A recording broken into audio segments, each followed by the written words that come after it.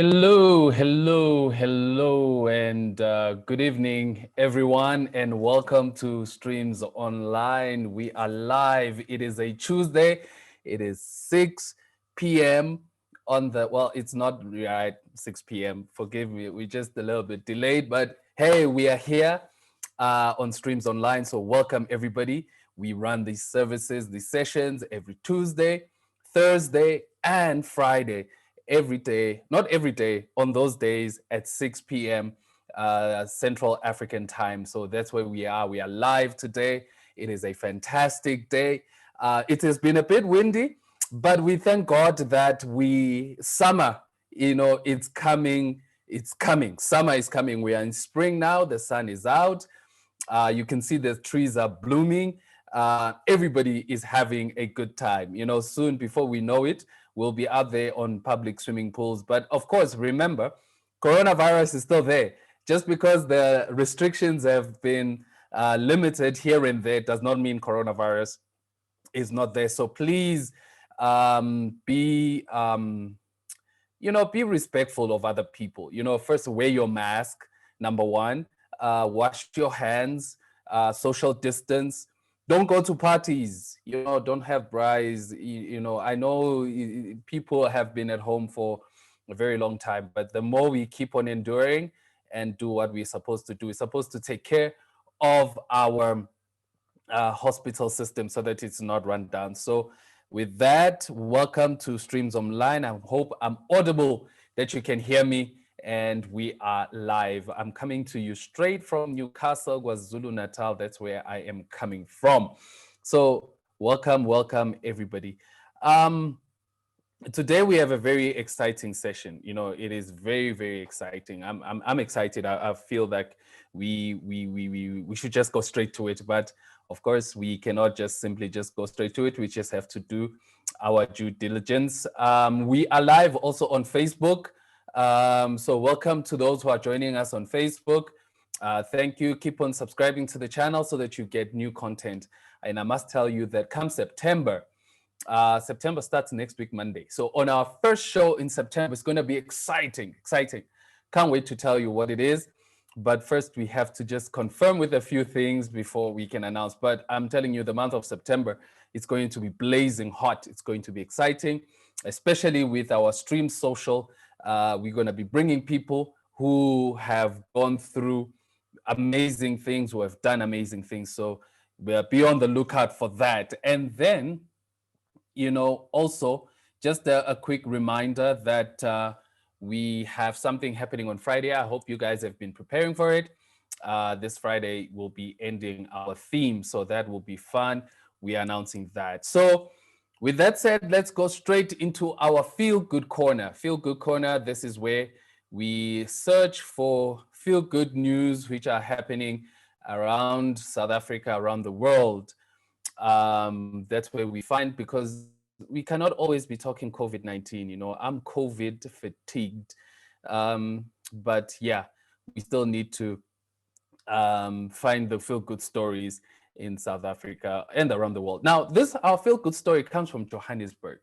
It's talking about a 10-year-old who is a young author who is determined to beat the literacy curse in South Africa. We know that South Africans, not that they don't like to read, it's just that we are too busy to read. So she, during this lockdown, she's a schoolgirl, she's 10 going on 11, and she has wisdom that she has published a book.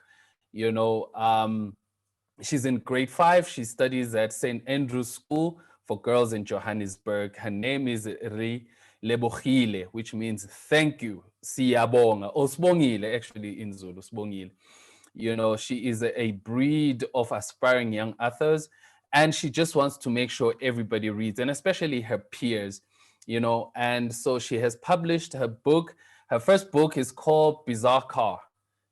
Bizarre Car. It is published by Bala Books, and it has caught the imagination of young readers around the country.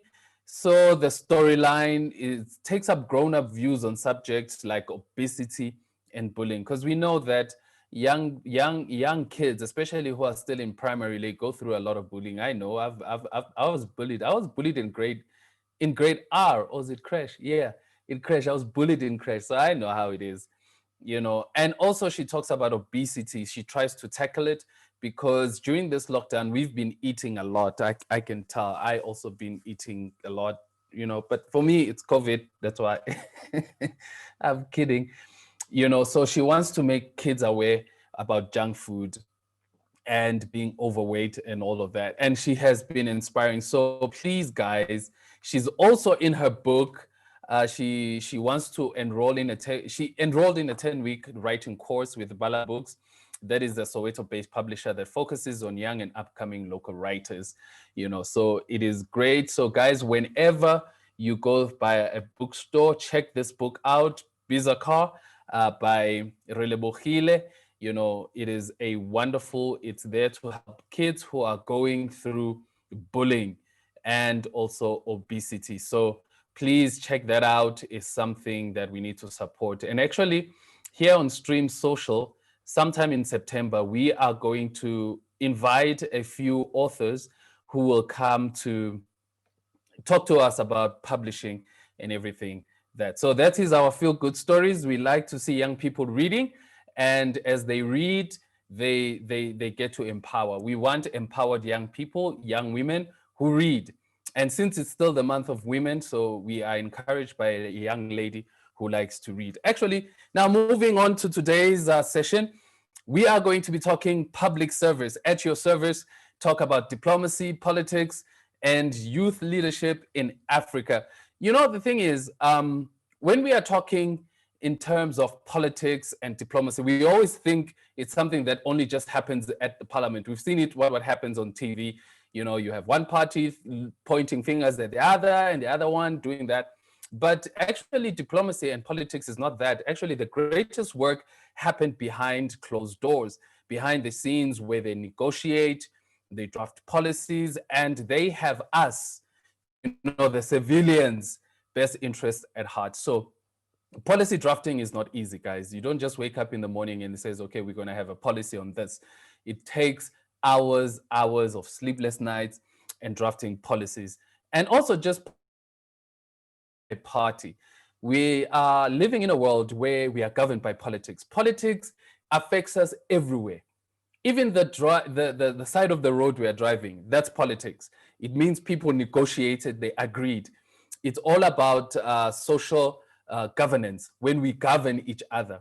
So that's what it's all about. So politics is not just being an ANC member, it's not being a EFF, it's not being DA, it has nothing to do with that. Politics is just the way of living.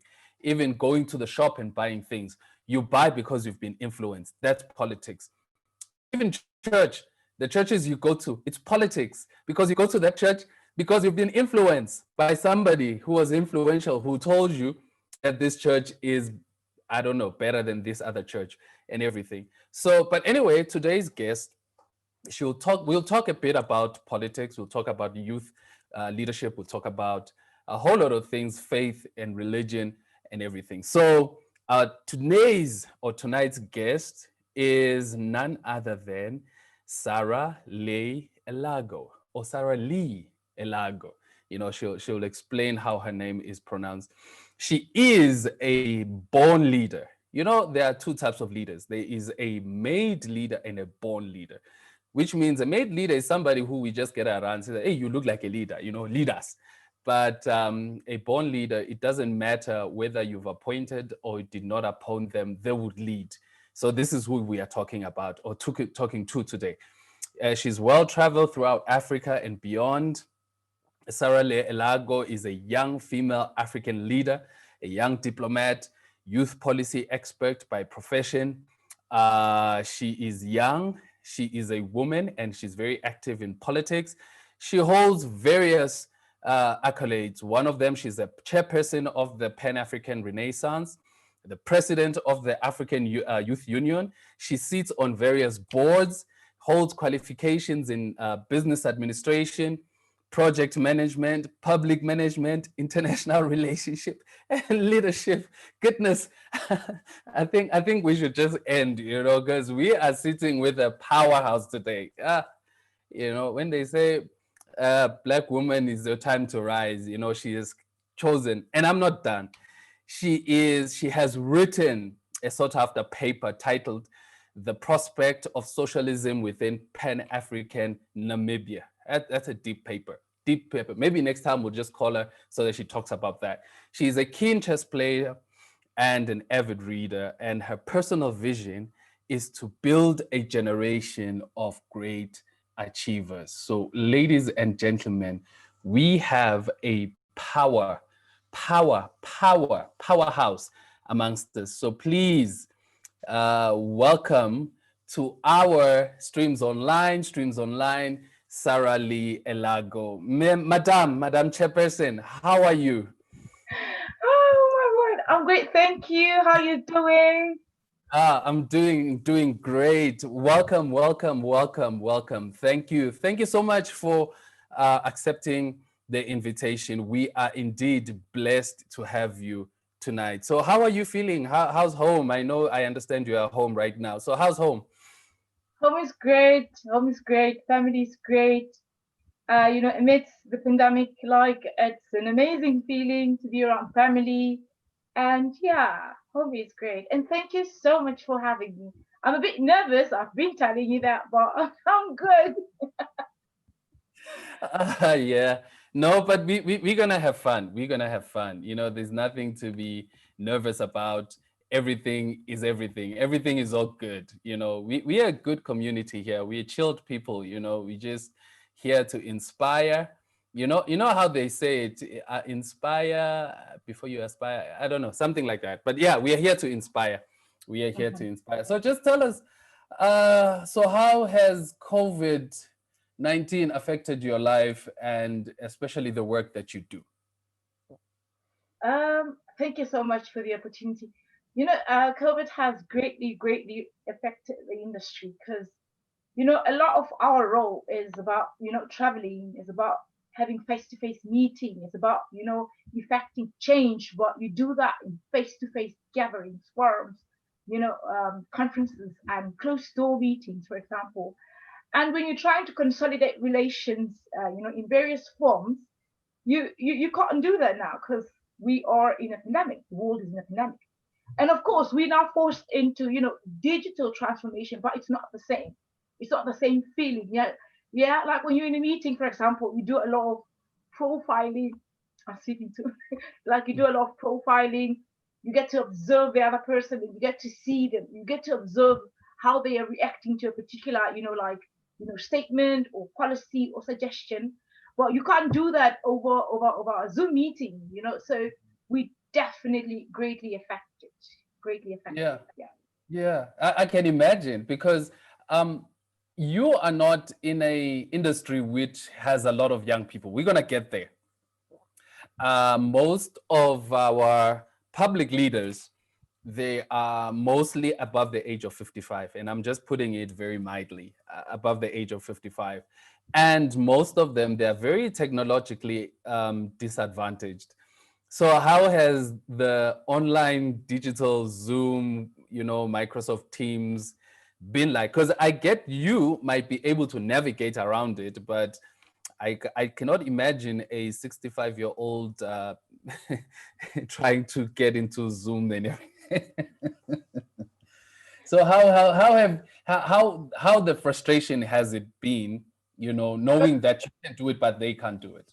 Like, oh my gosh, don't even mention it because it's.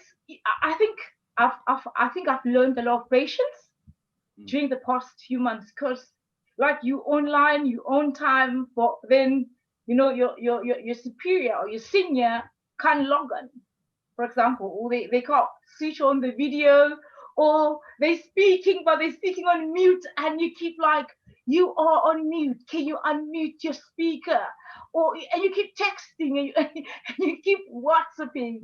But it taught me a lot of patience, and it also then set a tone that a lot of young people need to stop shying away from active politics. A lot of young people need to shy away from, they need to stop shying away from active leadership, because I was just telling myself in such instances like, imagine if we were a lot of young people that are serving in various ways to the continent or to their government. It depends where they're serving. we wouldn't be challenged like this. Because in some cases, a meeting that could go an hour would stretch out to 2, 3 hours, you Mm. know, because they simply are, they just can't navigate through technology. And so we also then need governments to educate and to sensitize, the elderly generation on technology, because now we've advanced. We are now into digital transformation, literally. And so in this century, it's a shame that a lot of our leaders still can't navigate through technology.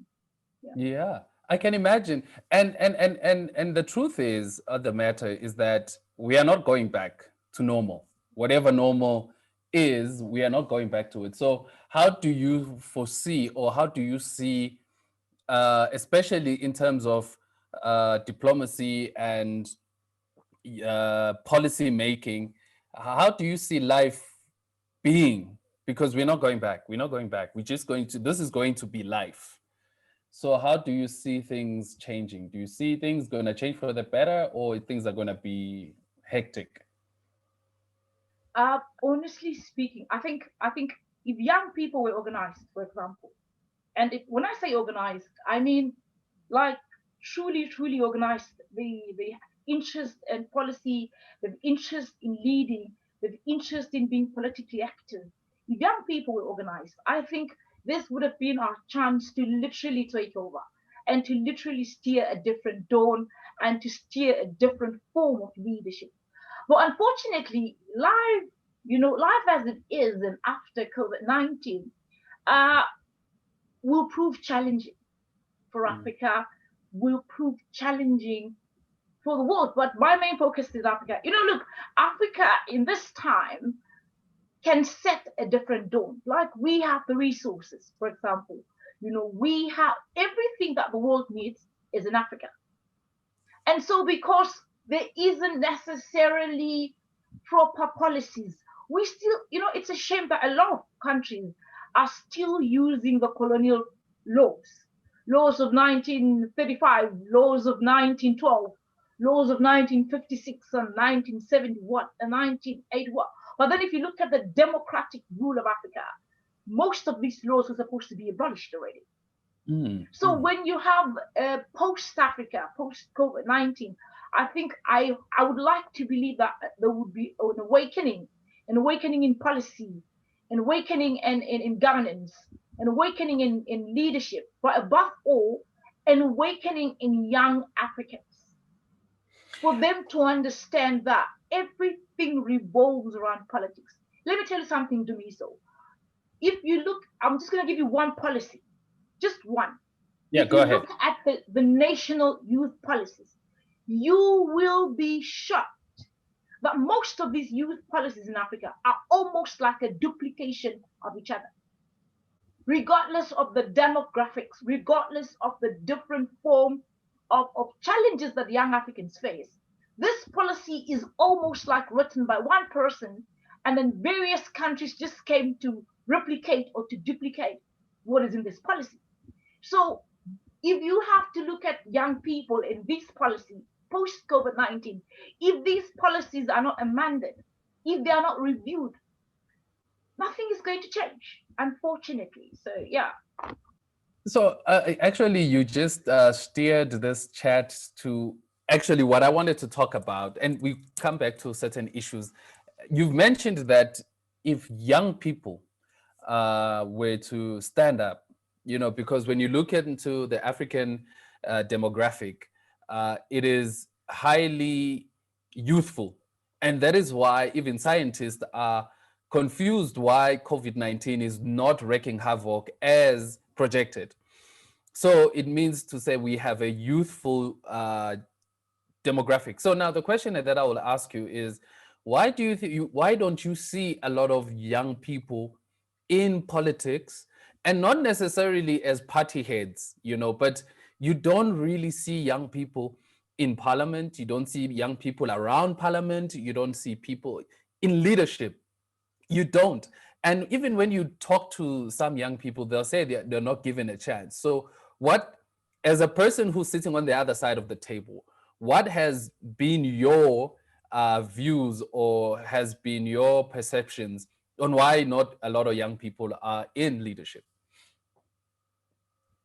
The saddest thing I have seen in my leadership career is that for reasons beyond me, a lot of young people have left politics for old people. They've left leadership for old people, not realizing that the price of bread, the price of flour, the price of the car that you're going to drive, the price of housing, of sugar, everything revolves around politics. Mm. And so young people, I, do me so. There's nobody coming to save young people. Nobody is coming to redeem us. Nobody is coming to save us. So young people, for reasons beyond me, are waiting for the savior that is coming to bring the revolution of some sort. It's not going to come if we as young people don't invite ourselves to these tables. And if you come into this meeting and the table is full and there's no chair for you, come with your own table and chair.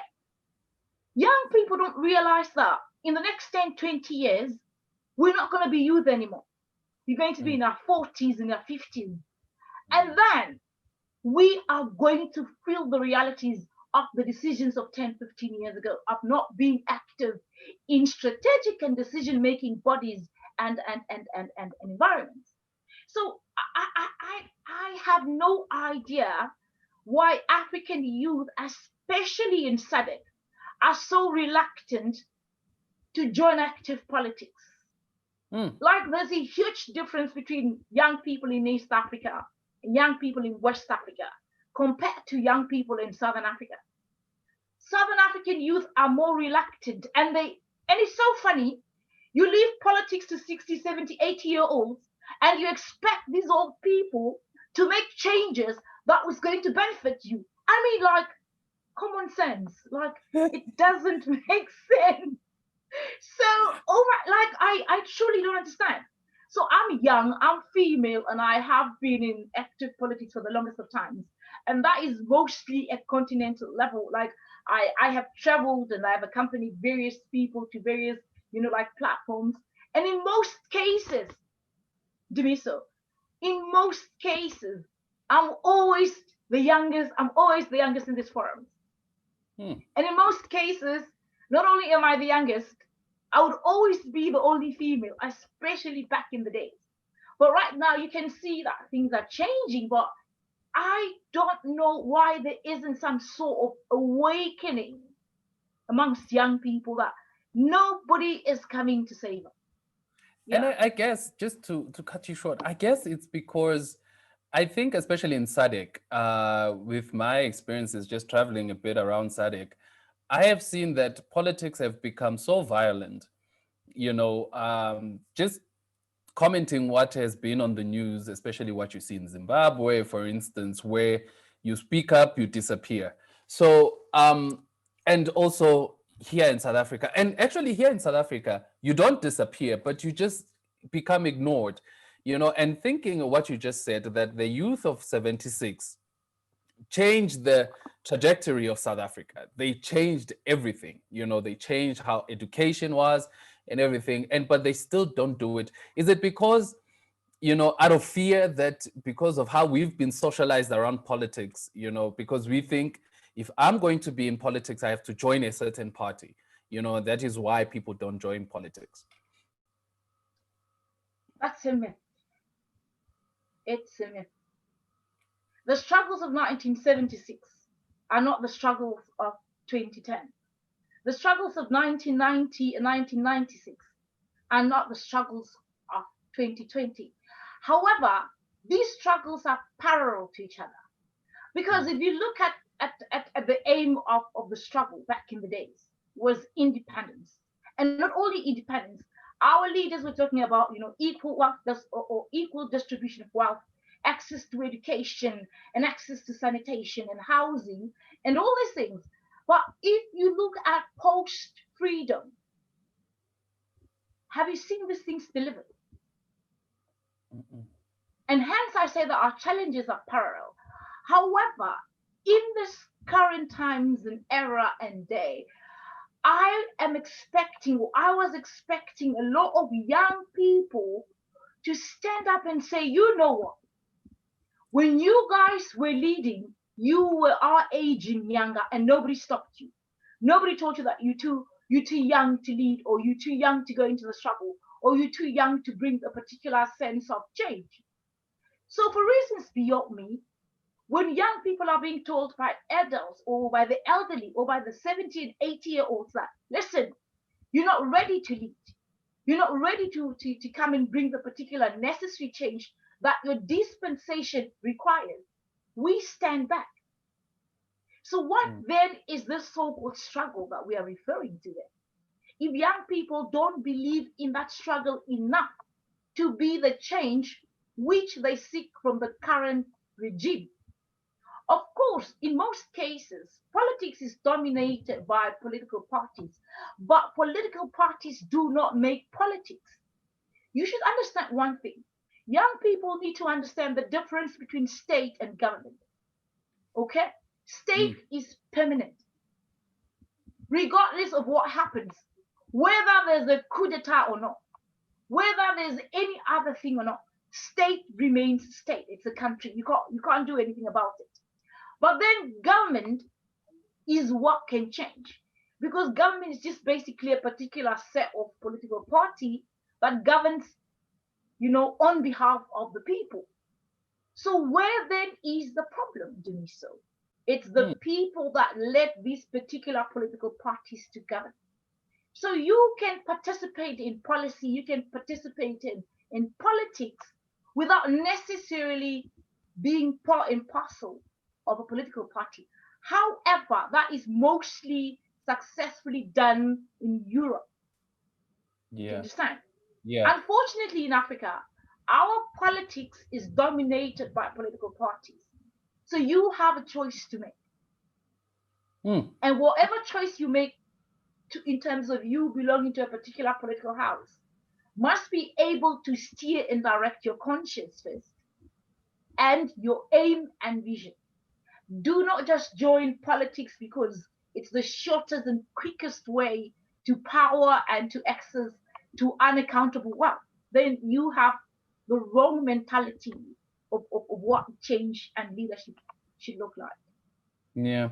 So now the next question will be, there's a young person who will listen to this presentation and they would want to join, they want to be the change they want to see.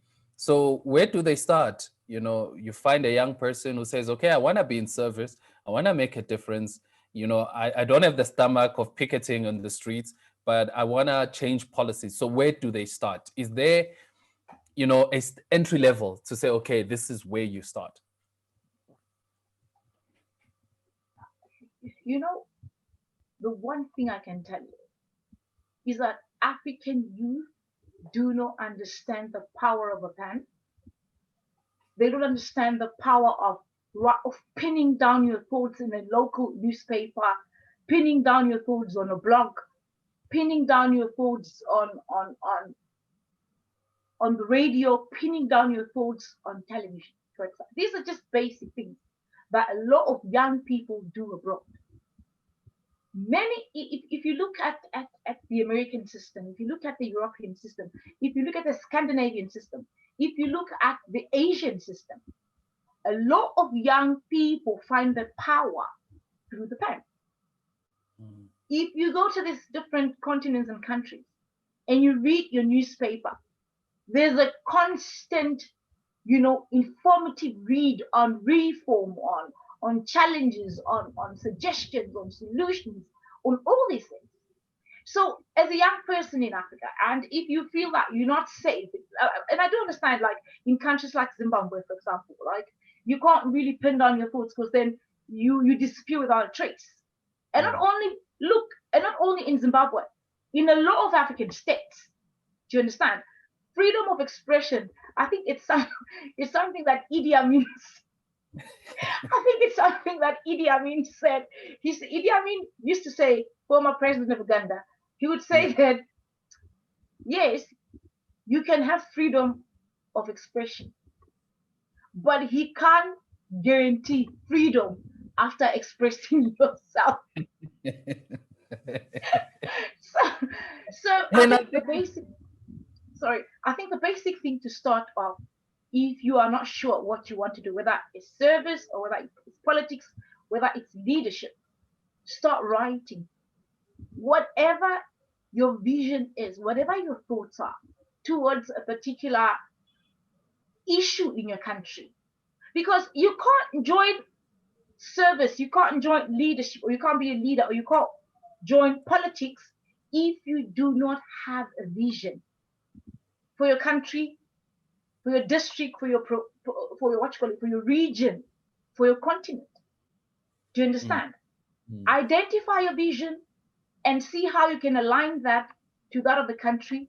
And basic, before you join a political party or before you decide that you want to form part of this council or this body, start expressing yourself in writing. And this is the biggest challenge of Africa. We have a lot of people that are non-Africans that are telling our stories, that are writing our challenges, that are giving solutions for us. And these people don't understand our demographics and our challenges pre and post colonialism. mm, mm. And You know, yet again, they provide things for us as Africans. And yet we as Africa, Dumiso, I don't know whether you've noticed, like I have a really, really huge problem because Russia has plans for Africa. Asia, China has plans for Africa. The USA has plans for Africa. But Africa itself, the EU, European Union has plans for Africa. But Africa does not have a plan for Africa. And it bothers me and it disturbs me a lot because it shows that a lot of our African leaders attend all these conferences, Africa China Summit, Russia Africa China Summit, USA Africa what. But you don't see Africans coming together apart or set aside from the AU, Africans coming together and creating forums and platforms that can address African what you call it, African challenges and get African solutions. So it's a tricky question that you've asked me. That young people, I would advise start with writing first. If you mm, find your voice within a plan, I think you'll understand what you would want to do moving ahead. Yeah. yeah. And actually, what you just said is very true. That it seems Africa doesn't have a plan for Africa because I do not know whether this is a post-colonial syndrome that we have, whereby we feel that we need to be taken care of, you know, that, and I think maybe that is why young people, you don't find them in politics because we've created, or the generation that liberated us created this notion that I will take care of you. I'll make an example, for instance, when I love this country, in Zambia.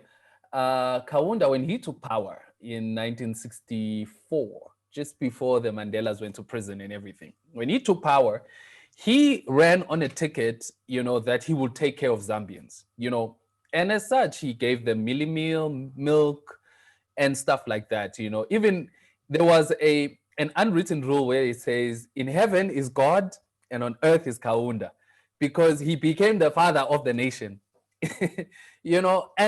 And actually, as much as at that time it worked, but the progress in Zambia lagged for until people started waking up in the early 90s, late 80s, early 90s. So for all that close to 20, almost 30 years, progress in Zambia lagged because they were taken care of. Do you see Africa as a whole falling in that hole that we need to be taken care of? That's why we are looking at China, we are looking in the US, we are looking in Europe, even in Australia, we are looking at even in Brazil. We are looking at everywhere because there's this syndrome. And how do we break this chain of being taken care of, you know, and everything? You see, if you look at, I don't know whether you've ever listened to Redemption Song by Bob Marley.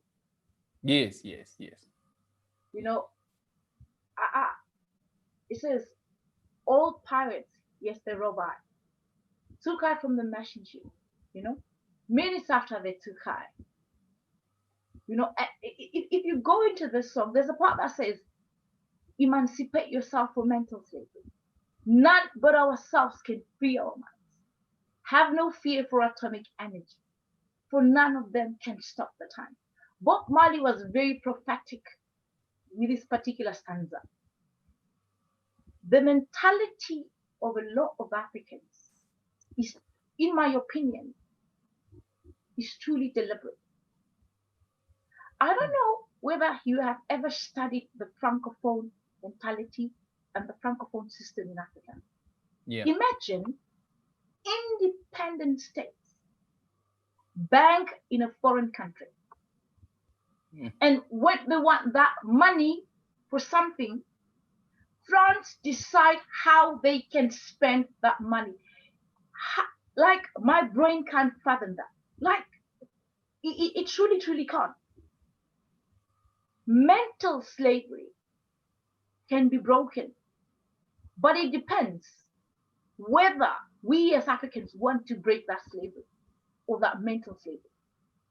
How can we have organizations like the African Union, for example, but there isn't much control? I don't Mm. want to use the word control, but there isn't much. What word can I use? There isn't much accountability from African states. Mm. So it goes back to us deciding, when is it going to stop? When the AU was the organization of the African Union, with the likes of Thomas Sankara of Burkina Faso, Kwame Nkrumah of Ghana, uh, Mzee Mwalimu Julius Nyerere of Tanzania, Mzee Jomo Kenyatta of Kenya, for example, Kenneth Kaunda of Zambia, Samora Machel of Mozambique, Sam Nujoma of Namibia. When the organization of the African Union back in the day started, we had head of states that had good heads to them, heads of states that were very decisive over what they wanted to happen to their countries. And in as much as they weren't truly as united as you would have thought, they steered in a particular direction. Mm. You can't compare that to 21st century Africa. There's a book by Kwame Nkrumah that is titled Africa Must Unite. In that book, Kwame Nkrumah was talking about a particular sense of unity. And that is the only thing that will truly liberate Africa from mental slavery, from economical slavery, from identity crises, and from all these other challenges that are socially indoctrined upon us. And for reasons beyond me as Africans, we are not snapping out of it. Mm. To me, so we can't still be blaming apartheid and colonialism in the 21st, almost 22nd century. It's Mm. not possible. It's Yeah. truly not possible. Everything boils down to decisions. As heads of states, are they decisive enough to take unpopular decisions benefiting the citizens of their country or not? And Ah. as Africans, are we able to identify as Africans first before our nationalities? For as long as we are not united as Africans, we can come up with whatever topic, we can have so many conferences and forums, we can have 1,000 Zoom meetings. If Africa does not truly unite, the West will continue to, what you call it, divide and rule, or divide and conquer Africa. It's unfortunate, but it's the reality. You know, the issue of unity is quite, it's a very tricky thing because it's it seems the more we are, you know, enlightened, the more divided we are as Africans. You know, Europe, they're always banding together, even with the Brexit and everything. However, they still find common ground. Yeah. However, Africa, we are not finding common ground. It's like we are divided more than ever. Um, and just to make an example, even here in South Africa, just as South Africans, we are divided on the go. We are divided through, especially Black people, on the tribal lines. If you are Xhosa, you are Zulu, you are Tswana. So we, while even, and I know tribalism, it's an African theme because you go to also in Botswana, there's the Tswanas, there's the Mulengas or Kalengas, I mean, divided. You go to Mm. Zimbabwe, Shona and Ndebeles, you go to Zambia, there's, you know, so given that we are divided through tribal lines, how do you see unity happening? Because for me, not that I don't see it happening, but it's gonna take something bigger than just conferences, as you mentioned. Um, the answer to that is Pan Africanism. Denise. So Pan Mm. Africanism is not only an ideology; it's a belief that Africans should first be Africans before their nationality. And you are aware that I'm a Pan Africanist, and Yeah. you know a lot of times when I travel, um, I meet a lot of people, and they always ask me, "Where are you from? What's your nationality?" And I always tell them I'm African. And so many assume that I don't know the true meaning of nationality because I keep saying that I'm African, you know, and I hardly say what nationality I am. And so Pan Africanism needs to grow deep in the hearts of Africans. Yes, we have borders, but we can't keep saying that Africa's first need to be borderless before we can unite. Unity of purpose and unity of, of growth requires us to embrace our Africanism first. I want to give you a critical example. In 2015, I had accompanied my then Minister of Youth to the first Africa Commonwealth Regional Youth Ministers meeting. It was in Yaoundé, Cameroon. And we arrived there, and I just realized that I was surrounded by a lot of francophone people, and my French is terrible, like it's really rusty.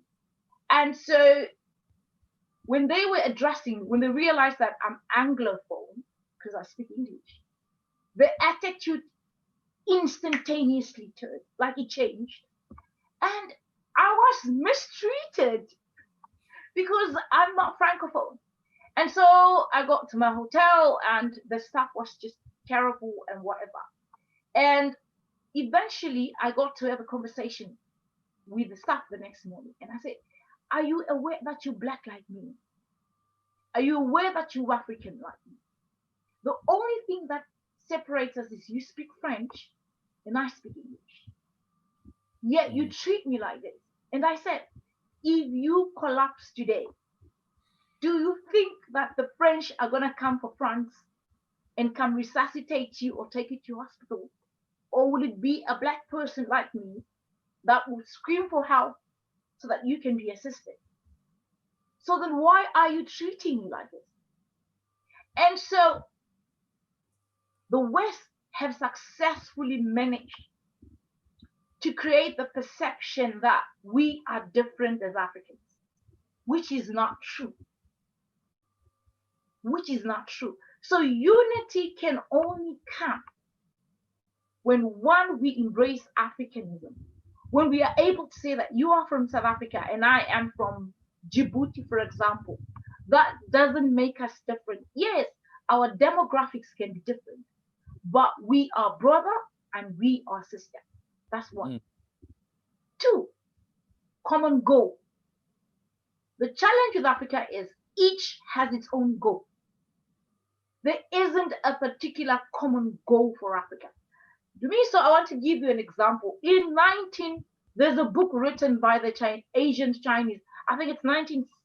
I'm speaking under correction in terms of the year. I think it's 1976 or 1978, where the Chinese came together and say, in 2020, we must conquer Africa. This is not some sort of story that I'm making up. It's a reality. We need to conquer Africa by 2020. Do me so look around you in Africa. We Yeah. are in 2020, and who is the most dominating people building our security, what you call it, bodies, building our roads, dominating the construction and security field? It's Chinese. Yep. So we do not have a common goal. We don't have a common purpose. And it's really sad. Mm. So how then will unity come for our beautiful continent if we have not embraced one another and if we don't have a common goal? Wow. You've touched a nerve, and I'm sure we can explore that. We're gonna explore that a bit as we come to an end. But actually, what I wanted to shift to just go to and talk to about women empowerment. You are in a male-dominated world. The world of diplomacy, it is filled with men. Most men, they especially, well, now in the last 5-10 years it's gotten better. We've seen what is happening in Rwanda, we've seen what is happening in South Africa, even in Namibia, bits in Botswana. We're seeing women active more in policy drafting, but in spite of that, it's still a male dominated world. So as a woman, a young Black woman, how have you found navigating in those spaces? Do you think you get the respect you deserve in spite of your education, just for the fact that you're a Black woman in that space? Do you get the respect, or you have to be superwoman? Unfortunately, if you think being Black and African is hard, try being Black, African, and female. Try that, and you're gonna tell me. To be honest, it's a throat cut industry. It's a male dominated industry. It's an industry that mostly subject women to a lot of things. But for me, how I've learned to navigate that is one, grace. Okay? Like Mhm. I'm not ashamed to bring up my spirituality and to bring up the God aspect in my life. The grace of God, that's one. And then the second thing I would say is strategy and being extremely tactical. Let me tell you something, Dumiso. What I've discovered about men is men are good at having a common enemy, or men are extremely good at, if they want to get rid of somebody, if they want you out of the way, men are very good at uniting for that. Okay? So most of the times they use emotions. Okay? And so how you emotionally react is make or break. So for me, the first thing is I'm strategic. Two, I'm extremely tactical. I know how to play dumb at times. Listen to me here. It's not all the time that it will be in your interest to play smart or to play intelligent, even if you are. And I'm not saying that women should pretend in these fields, but it goes back to strategy and being tactical. Okay? Two, study your opponents. Do not be quick to react. Don't be quick to want to know everything. Don't be quick to want to address everything. Study your opponent. Okay? Study them. And then, of course, manage your emotions, focus. You need to learn how to zoom out negative voices. You need to learn how to close off to too much criticism. Do you know that you get men tell me that I need to start acting like a woman?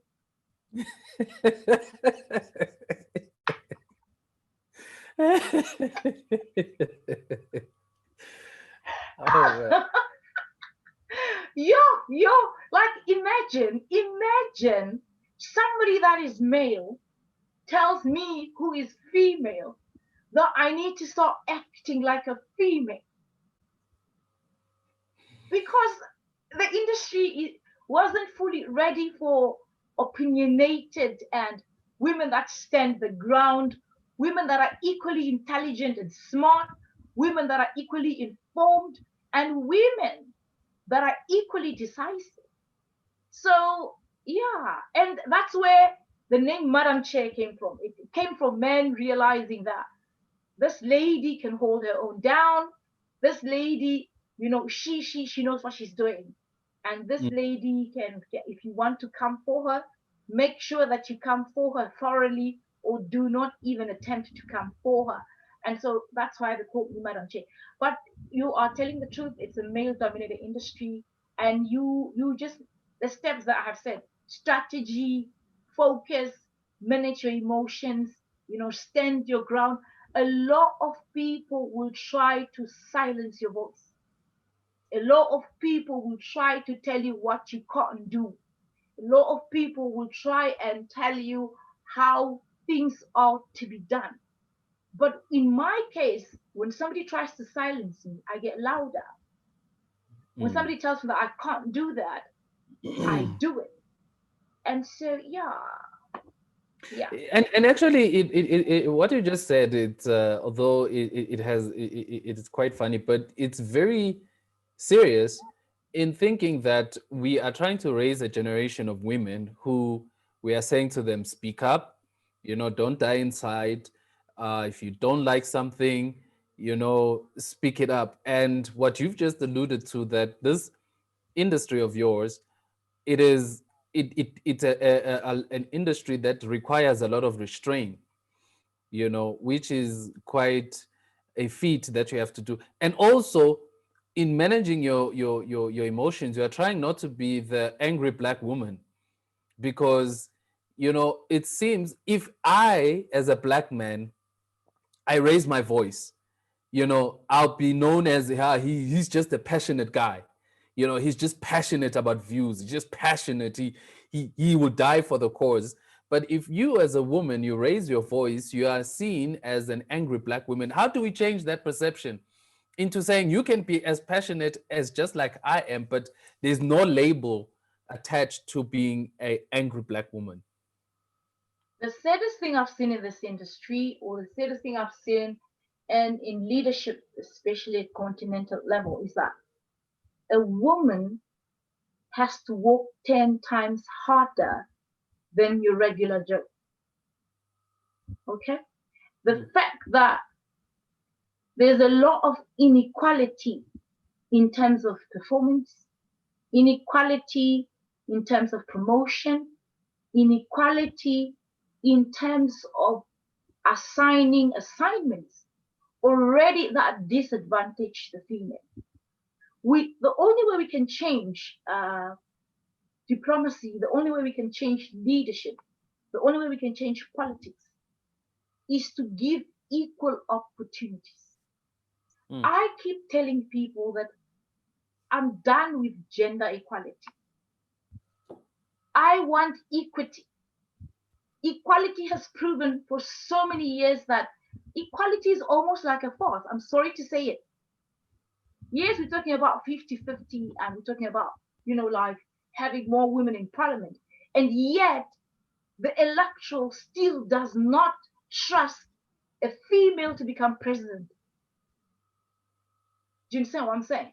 yeah. So equal opportunities, equal time, equal input, equal output in Mm, whatever mission or assignment, or whatever you know workspace there is to be executed, whatever deliverables need to be executed or need to be taken note of, whatever measurables need to be attained. Let it be in equal space and in equal time. Let me tell you something, right? In diplomacy, a man can uproot his family anytime for any assignment. But a woman, you can't just come home and say, darling, we are assigned to Afghanistan. It's just an example. yeah. So now you have to explain to your partner or to your husband why he needs to go. But if a man come home and say, honey, we are assigned to Turkey, she packs and they go to Turkey. That's just one challenge. The second challenge is, in most cases, a pregnancy can derail your career. Mm, And a pregnancy, you falling pregnant can become a challenge. Because remember, in most cases, pregnancy comes with a lot of things. And then men would start to question your emotional intelligence. Men would start to question so many things that they wouldn't question a regular person. And these are experiences from a lot of people that are around me. And I've seen these things happening to a lot of people around me. So we can't be talking about equality when equality has not proven its case. So the only way we can have a lot of women in service, a lot of women in politics, a lot of women in leadership is when there is equity. Mm. When there's equity, then yeah, a lot of women will flourish. Ah, you've said a mouthful, and we are still working towards that, and hopefully we can start that in the little corners that we are, especially as men. We need to give women more space to operate without many barriers. Now, I want to talk religion, faith, spirituality, not necessarily religion, but spirituality. You've mentioned earlier that what has helped you navigate the space is the fact that your belief in God. So, and I know you travel a lot. You don't have really time to be attending church, because as soon as you are in this country, you have to go to that country. So, and in order for you to really enjoy church, you need time to seek a church and go for the church. So, how have you kept your spiritual life in while still being a policymaker and a diplomat? I think what I'm going to say will sound so cliche, but it's the honest truth. Prayer. Mm, But the thing with me, Dumiso, is I don't have formalities with God. Do you get what I'm saying? mm, Like I speak to my creator in so many different when I'm on the plane, when I'm taking a shower, when I'm about to go into a meeting, I'll have a 5 minute chat with him. When I'm in the meeting or when I'm in the forum, I can have a chat within him or within me with him. Spirituality has been, in all honesty, uh, complicated here and there because, I am a Christian, but I'm also a Pan Africanist.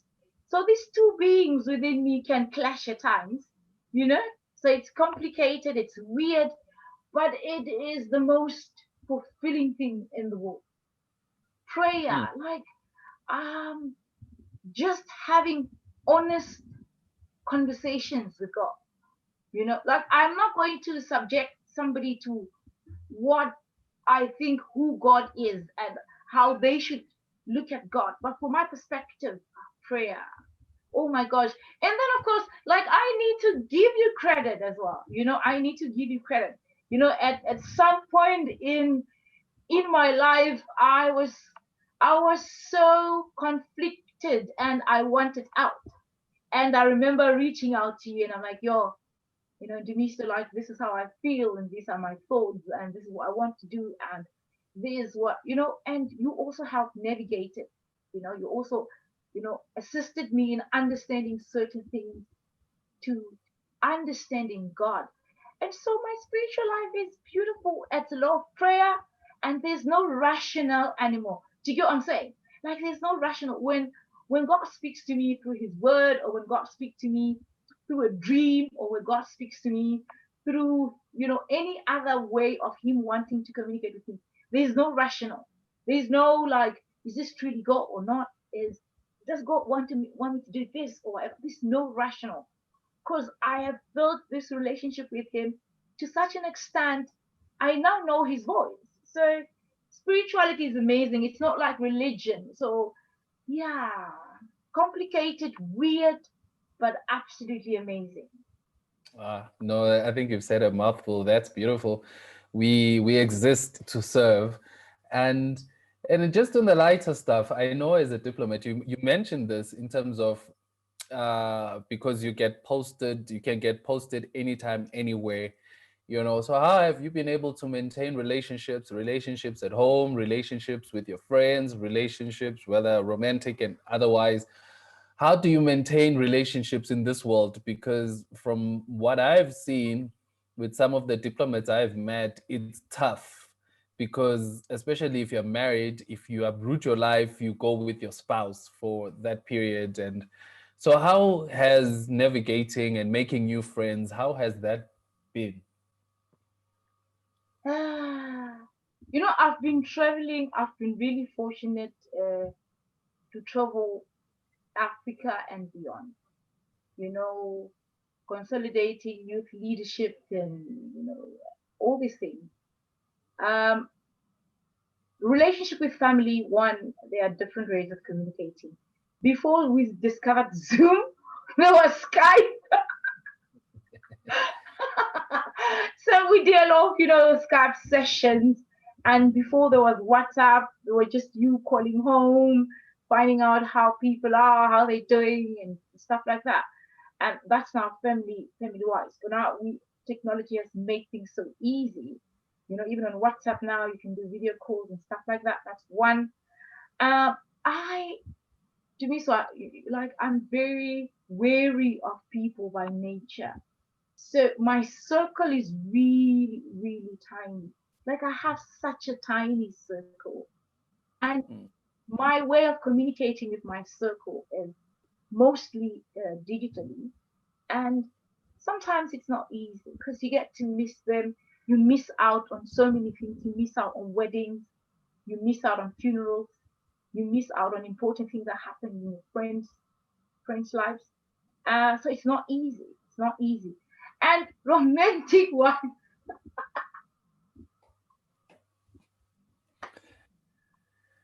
Oh my word! Sorry, I don't mean to laugh. Romantic relationships are possible. You need somebody that has a certain level of IQ to understand your schedule, to understand your responsibilities, to understand that you are independent, to understand that there are certain things you can't discuss. But romance wise, yo, it takes yo, it takes a lot to be honest. mm. All right. I'm laughing. We'll skip that one. When Yo, it's oh, yo, Divisa, it's really hard, yo, because like when somebody is coaching you, for example, and you tell them like, really, like I do a lot of traveling, like you don't always say what you do because like just trying to be very informal. You get somebody telling you, I do understand, and then 2 months in this thing or a month in this thing, you realize that this person has no idea what your life is about, and so oh my god, so yeah, yo, it's possible. Relationships are possible, but it takes the hand of God. hallelujah.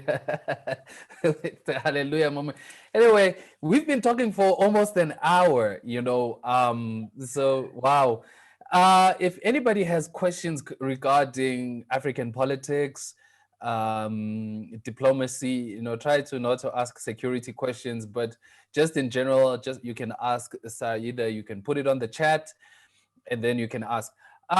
Just towards my second last questions, I've got a question. Like, if you were to sit for dinner with any yesteryear leader, you know, any yesterday, dead or alive, who would it be and why? Without blinking twice, Thomas Sankara. I've been a Sankarist all my life. I think since I was 7, 8, 9 or something like that. It'd be Thomas Sankara. Anybody that knows the history of Thomas Sankara, he ascended through a coup, to Burkina Faso's leadership. But uh, you know, Thomas was a true statesman. He transformed Burkina Faso in his 4 year tenure. He was the biggest advocate for women empowerment, girl child rights. Uh, there are things that Thomas did that no other African head of state, dead or alive, has done for their countries. And I'm saying this unapologetically, and I'm saying this because if you read up on Sankara, how bold he was during the OAU, how bold he was to send the French packing, even though they ended up assassinating him through his friend, Blaise. But Thomas Sankara had insights and strategies for Africa and for Burkina Faso that completely transformed that country. When he ascended to the presidency, you know, teenage girls that were pregnant had the right to go to school till 7, 8 months, and they had the right to continue with an education even after they've given birth. He abolished, child marriages. He empowered a lot of women to parliament. He empowered a lot of women economically. He made so many entrepreneurs out of women. During the time of Sankara, for example, he changed how the state was run. He changed the state budget, like basically everything which the Burkinabés were consuming and wearing was made in their country. And if you look at how bold he was in terms of leadership at the OAU back then, he would always give strategies on how Africa can move ahead. He would always give strategies on how, the West should leave Africa alone. And so without your Thomas Sankara, best president ever for me. And I would want to have tea with him so he can just share some insights and strategies with me. Because Dumiso, and this is probably going to come off a bit, like what you call it, maybe conceited or arrogant, but I regard myself as the heir to Africa's leadership. Like, this is biology, and you can't, biology is not something that you can reverse. Uh, Frantz Fanon said that each generation of relative obscurity should define its mission, which it must either fulfill or betray. And so, in my generation, in my dispensation, I don't think that a lot of people realize that we are next in line for Africa's leadership. And so, I would do with strategies from Thomas Sankara. Yeah, yeah. Wow. That's beautiful. Just as for me, that's just a parting shot. Actually, I've got a lot of questions that I still want us to talk about, but looking at the time, we can go on for forever. But there's a young girl who would listen to this broadcast.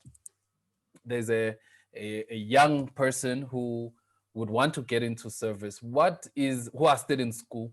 What is the word of advice that you can give them? You've said you are a heir to African leadership. So what would you tell them?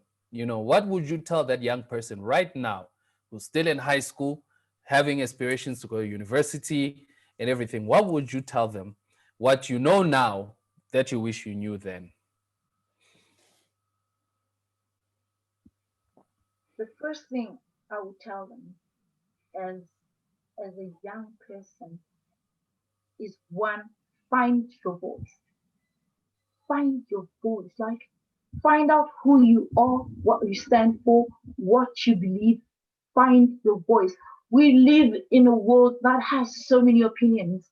We live in a world that can overproject. We live in a world that has so many voices around us.